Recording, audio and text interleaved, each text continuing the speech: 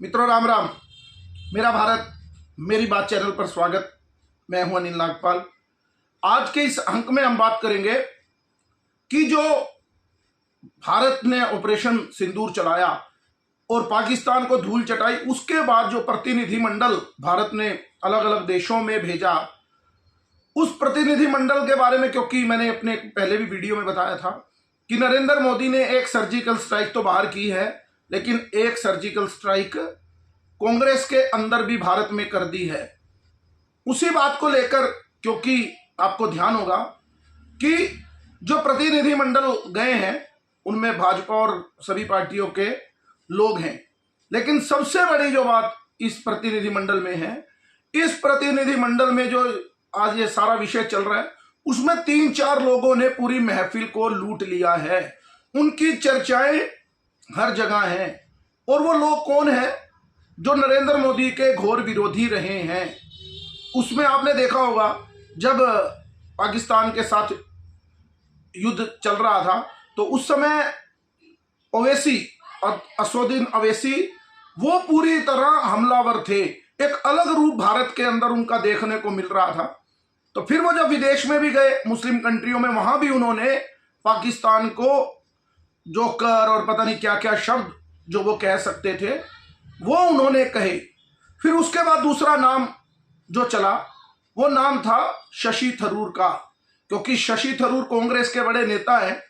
वो चौथी बार के लोकसभा सांसद हैं और केरल से आते हैं। केरल में अगले साल चुनाव भी हैं, तो वहां पर कांग्रेस को उम्मीद है कि हमारी सरकार बनना आसान है, क्योंकि वहां पर एक बार यूडीएफ की और एक बार एलडीएफ की सरकार बनती है। एलडीएफ का मतलब यानी लेफ्ट डेमोक्रेटिक फ्रंट, जो वामपंथी और उनके सहयोगी हैं, छोटी छोटी पार्टियां, और यूडीएफ यूनाइटेड डेमोक्रेटिक फ्रंट, जिसमें कांग्रेस और मुस्लिम लीग बड़ी पार्टी हैं, और उसके बाद छोटी छोटी पार्टियां हैं, क्योंकि वहां 24-25% वोट केरल में मुस्लिमों का है, और वो कुछ नेता कांग्रेस में भी हैं, और वायनाड का जो इलाका है वहां वो जीतते ही हैं, और 17-18% वोट वहां क्रिश्चियन का है, और क्रिश्चियन वोट भी लगभग कांग्रेस को ही मिलता है। वामपंथियों को वहां केरल का ज्यादातर हिंदू वोटों के ऊपर, उनकी जो छोटी छोटी जातियां हैं वहां कुछ प्रकार की वो ज्यादा प्रभावशाली हैं, तो उनकी वजह से वहां वामपंथी सरकार बनती है। तो वहां पर अभी आपको देखा होगा, वक्फ बोर्ड के मामले में क्रिश्चियनों ने कहा, जो कैथोलिक चर्च थे, कि आप वक्फ बिल का समर्थन कीजिए, लेकिन कांग्रेस ने वो नहीं किया, तो वो नाराज भी थे। तो कांग्रेस की जो आशाएं केरल को लेकर हैं, लेकिन उनको लगता है सरकार है, तो उनके जो राहुल गांधी के बड़े नजदीकी महासचिव हैं, वो भी शशि थरूर को निपटाना चाहते हैं। तो भी कांग्रेस ने अपना पूरा अटैक इस समय शशि थरूर के ऊपर कर रखा था। आपने देखा होगा उदित राज का एक बयान जो उन्होंने दिया था और ट्वीट किया था, पता नहीं क्या क्या अपशब्द उन्होंने थरूर के लिए कहे। और थरूर से जब ये पूछा गया विदेश में, उन्होंने कहा कि मेरे पास काम बहुत है, क्योंकि नरेंद्र मोदी ने उनको काम बड़ा दिया हुआ है, तो उस काम में लगे हैं। आजकल एक चर्चा है किसकी, कल एक बयान आया धारा 370 के ऊपर, किसका?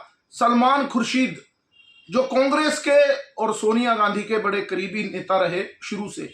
आपको ध्यान होगा, जब बाटला हाउस की बात हुई थी, जब बाटला हाउस में इनकाउंटर हुआ और वहां पर वो जो आतंकवादी छुपे थे उनको मारा था, तो इन्हीं सलमान खुर्शीद ने एक शब्द कहे थे कि सोनिया गांधी की आंखों में आंसू थे जब बाटला हाउस इनकाउंटर हुआ। यानी वो इतने ज्यादा मुस्लिम परस्त लगाओ या कांग्रेस के अंधभक्त लगाओ वो थे। और 2019 में जब धारा 370 की बात हुई तो उन्होंने इसका पूर्णतः विरोध किया। उन्होंने कहा कि धारा 370 जो है वो कश्मीर और भारत को जोड़ती है। लेकिन वही सलमान खुर्शीद, वो कल इंडोनेशिया में थे, क्योंकि मुस्लिम में सबसे बड़ा देश है मुस्लिम आबादी के अनुसार इंडोनेशिया। वहां पर रहकर, क्योंकि जो प्रतिनिधिमंडल वहां गया है, संजय झा के नेतृत्व, जो जेडीयू के सांसद भी हैं, अध्यक्ष भी हैं, उनके नेतृत्व में जो प्रतिनिधिमंडल है उसमें वो शामिल थे। उन्होंने कहा कि धारा 370 हटाना इस देश के लिए एक अति महत्वपूर्ण मोदी सरकार का फैसला था।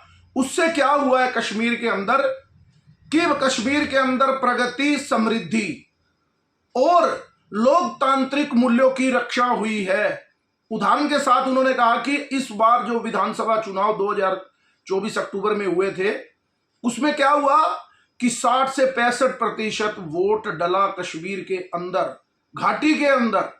तो वे लोकतांत्रिक मूल्यों की रक्षा हुई। और उन्होंने कहा कि इतना टूरिस्ट कश्मीर के अंदर आ रहा था तो कश्मीर प्रगति भी कर रहा था और समृद्धि, धन भी उनको मिल रहा था। इसीलिए पाकिस्तान ने यह हमला करवाया पहलगांव का, ताकि वहां की समृद्धि को रोका जा सके।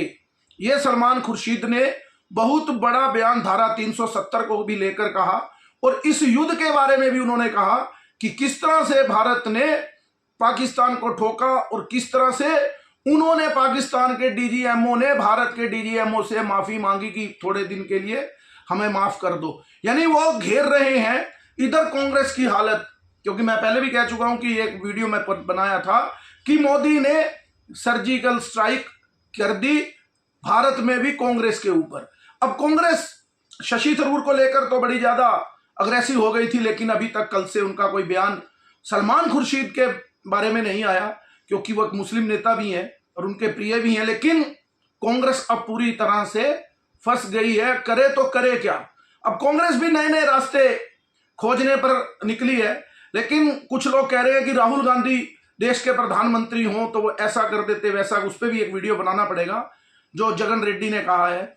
लेकिन जो विषय है, कांग्रेस से अपना घर भी नहीं संभलता और मोदी को कहते हैं कि कोई नहीं समझ सकता। मोदी ने एक बार खुद संसद में मोदी जी ने कहा था कि मेरी राजनीति पर कभी शक मत करना। मोदी की रणनीति जो घर में घुस के मारने की, वो तो पूरे विश्व में साबित हुई, लेकिन मोदी की राजनीति का भी कोई तोड़ नहीं। क्योंकि वो एक बात कहते हैं मोदी जी कि मेरे ऊपर जो पत्थर फेंकता है उसी से मैं अपनी इमारत बनाता हूं, बदले नहीं लेता, उन्हीं पत्थरों से मैं अपनी इमारत बनाता हूं और मैं आपदा को अवसर का रूप लेता हूं। तो अब जो आपदा थी उसका मोदी जी ने अवसर लिया। देखिए कितना बड़ा दिल होगा जो मोदी विरोधी कट्टर, और मोदी भी उनके विरोधी, क्योंकि आपने शशि थरूर के बारे में भी सुना होगा। मोदी जी उनको 50 लाख की गुड़िया, जब उनकी पत्नी का देहांत हो गया था तो आपने सुना होगा कितनी कटाक्षबाजी थी, और वो भी मोदी के धुर विरोधी है। इधर मनीष तिवारी मोदी के धुर विरोधी, सलमान खुर्शीद, ओवैसी, सब मोदी के धुर विरोधियों को मोदी ने किस काम पर लगाया। और जाकर विदेश में वो बता रहे हैं कि भारत का डंका कैसे बजा है और नरेंद्र मोदी के फैसलों की सराहना कर रहे हैं। अपने आप में देखने में ये कितनी अकल्पनीय बात है, लेकिन वो ये बात है कि नरेंद्र मोदी कहते हैं कि मैं बदला इस तरह नहीं लेता, मैं उन्हीं पत्थरों से इमारत बनाता हूं। जो मोदी के धुर विरोधी लोग हैं वो मोदी के गीत गा रहे हैं और भारतीय सेना और भारत का पक्ष रख रहे हैं, क्योंकि नेचुरली बात है, अगर भारत का पक्ष रखा जाएगा तो नेतृत्व की बात तो जरूर होगी ही होगी। अभी तो मैं जो बात कह रहा हूं कि बहुत से लोग अपने अपने ढंग से सोचते हैं, लेकिन कांग्रेस के रणनीतिकार किस ढंग से सोचते हैं मुझे समझ नहीं आई। अब कांग्रेस इस मुद्दे को, क्योंकि कांग्रेस के अंदर का ही मामला बन गया है ये, तो कांग्रेस इसको करने के लिए पहले भी बोलती थी, लेकिन कांग्रेस ने अब फिर उठाना शुरू किया है। पहले कांग्रेस के बड़े नेता अशोक गहलोत कहते थे, क्या कहते थे कि भारत ने जब कांग्रेस की सरकार थी 15 सर्जिकल स्ट्राइक की, उनके एक नेता ने कहा 11 की, राहुल गांधी ने कहा हमने 4 सर्जिकल स्ट्राइक की हैं, एक नेता ने कहा 3 सर्जिकल स्ट्राइक की हैं।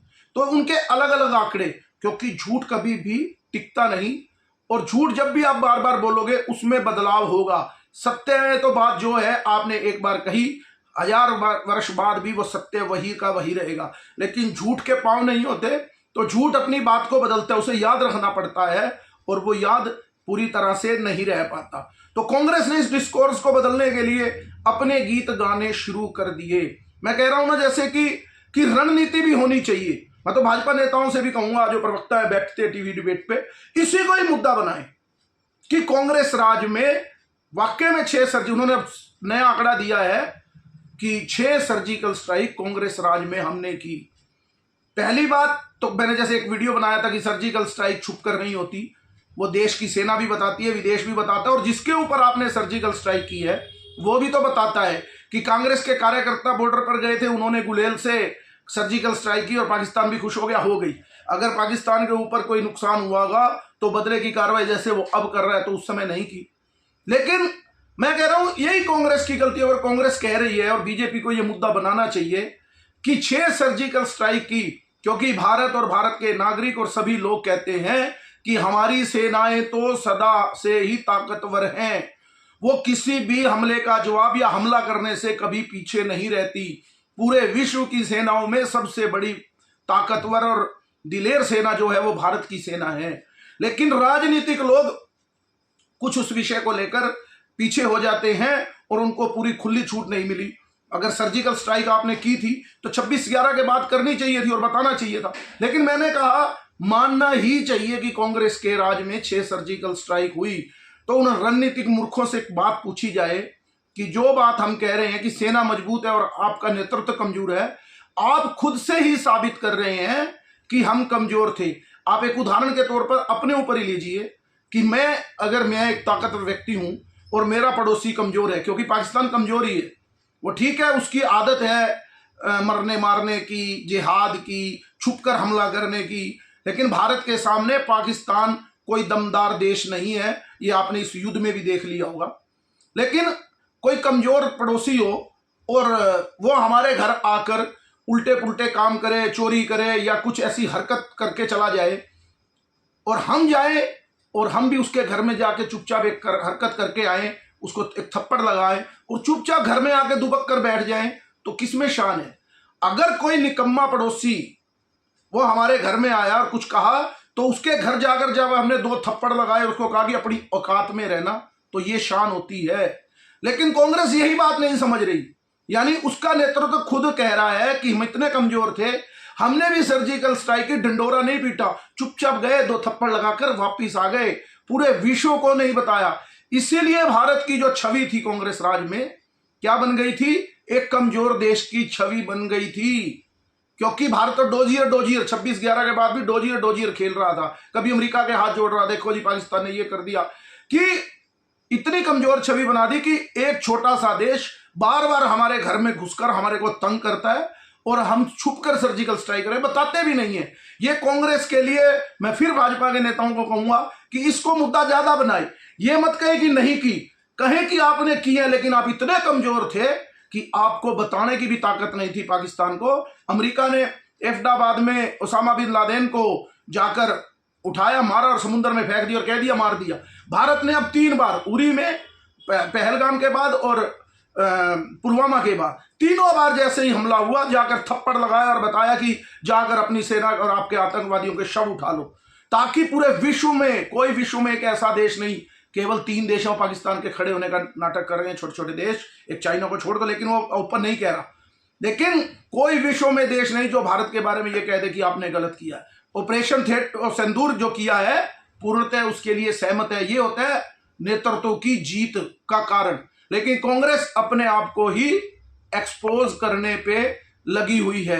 एक और मुद्दा जो सबसे बड़ा, जो इस प्रतिनिधिमंडल के बारे में, क्योंकि कांग्रेस के कुछ चमचे भी हैं इस तरह के जिन्होंने पैसा कमाया, अभी यूट्यूब पे वो पैसा कमाने के लिए ऐसी ऐसी बातें करेंगे, ऐसे ऐसे उनके थंबनेल होते हैं कि विदेश मंत्री एस जयशंकर, इतने उनकी रणनीति थी, इतने तगड़े विदेश मंत्री हैं, तो ये ग्रुप भेजने की क्या जरूरत थी, ऐसे ऐसे प्रतिनिधिमंडल भेजने की क्या जरूरत थी? लगता है वो रणनीतिकार से पूरी तरह मूर्ख हैं, मोदी की रणनीति को वो नहीं समझ सकते। आज आप देखिए वो प्रतिनिधिमंडल है, पहला तो राजनीतिक तौर पर मोदी ने उनका इस्तेमाल किया, लेकिन देश के तौर पर भी आपको ध्यान होगा 1947 से लेकर आज तक, जितनी भी आपकी उम्र भी हो, बड़े हो छोटे हो, तो पूरे विश्व में, क्योंकि नेहरू जी भारत जो कश्मीर का जो पूरा मुद्दा है वो यूएनओ में भारत ही लेकर गया, कि पाकिस्तान ने कबायली भेजे और भारत ले गया, लेकिन पूरे विश्व में पीओके ने अपना हिस्सा ले लिया, उस पर आज तक पूरे विश्व में कभी चर्चा नहीं हुई। पूरे देश भारत और पाकिस्तान का विवादित स्तर कौन सा गिना जाता था? जो कश्मीर हमारे पास है उसी को लेकर चर्चा होती थी। पाकिस्तान हर जगह कहता था कि हमारा कश्मीर भारत ने कब्जा रखा है, पीओके का तो विषय ही नहीं था। अब आप ध्यान करिए, इस युद्ध के बाद पूरे विश्व में जो भारत के लिए, क्योंकि 370 के बाद ही तय हो गया था कि वो भारत का हिस्सा है, लेकिन ये कितनी बड़ी घटना इस युद्ध में कि जो भारत के पास कश्मीर है उसके बारे में तो पाकिस्तान भी चर्चा नहीं कर रहा। पाकिस्तान भी क्या चर्चा कर रहा है, हमारा पानी दे दो, और उनको ये चिंता है कि हमारा पीओके ना ले लिया जाए। और भारत भी केवल एक ही बात कर रहा है, क्या बात, पीओके को लेकर। जो सांसद भी गए हैं, चाहे वो कांग्रेस के भी सांसद हैं या ओवैसी जैसे लोग हैं, वो कह रहे हैं पीओके हमारा हिस्सा है, हमने वहां 26 सीट विधानसभा की छोड़ रखी हैं और जल्द हमारा हिस्सा होगा। और हम भी इस बात को मानते हैं कि पीओके की बात को लेकर, जैसे, क्योंकि आपको लगता है, हमें भी लगता है कि इस युद्ध में केवल एक ही बात की हमें पीड़ा है सबको, कि पीओके हम मोदी ने क्यों नहीं लिया। सबको पता है कि भारत ने इस युद्ध में पाकिस्तान की हालत खस्ता कर दी है। कांग्रेस भी कह रही है कि पीओके क्यों नहीं लिया, पीओके क्यों नहीं लिया, जब ऑपरेशन सिंदूर सफल हो रहा था। तो ये पीड़ा है, लेकिन इस युद्ध में एक जीत ये हो गई कि भारत के पास जो कश्मीर है उसकी चर्चा नहीं, पूरे विश्व में मोदी ने एक ही चर्चा बना दी, कश्मीर हमारा है और वो लेकर रहेंगे। और ये देख लेना, क्योंकि हम लोग युद्ध में केवल तोप गोले और मिसाइल को ही सब कुछ मानते हैं, लेकिन रणनीति युद्ध में कई प्रकार की होती हैं, सामरिक और ये जैसे पानी बंद करना।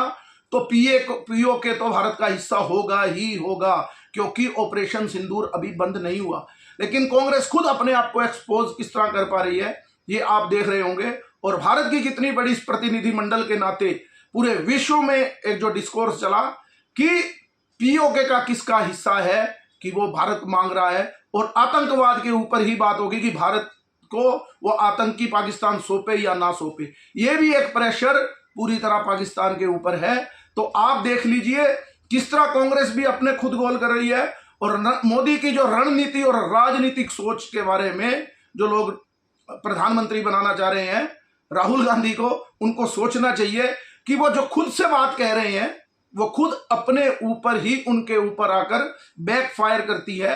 अब कांग्रेस को अभी तो केवल जो गए हैं संसद सत्र होगा, अपने नेताओं से ही लड़ना होगा। तो आज के अंक में इतना ही। इस विषय पर भी ध्यान कीजिए कि किस तरह से कांग्रेस खुद अपने ऊपर हमला कर रही है। आज के अंक में इतना ही। मेरे इस चैनल को लाइक कीजिए, सब्सक्राइब कीजिए और ज्यादा से ज्यादा शेयर कीजिए, ताकि राष्ट्र की बात पूरे देश में जाए और ज्यादा साथियों तक पहुंचे। भारत माता की जय, वंदे मातरम, जय श्री राम।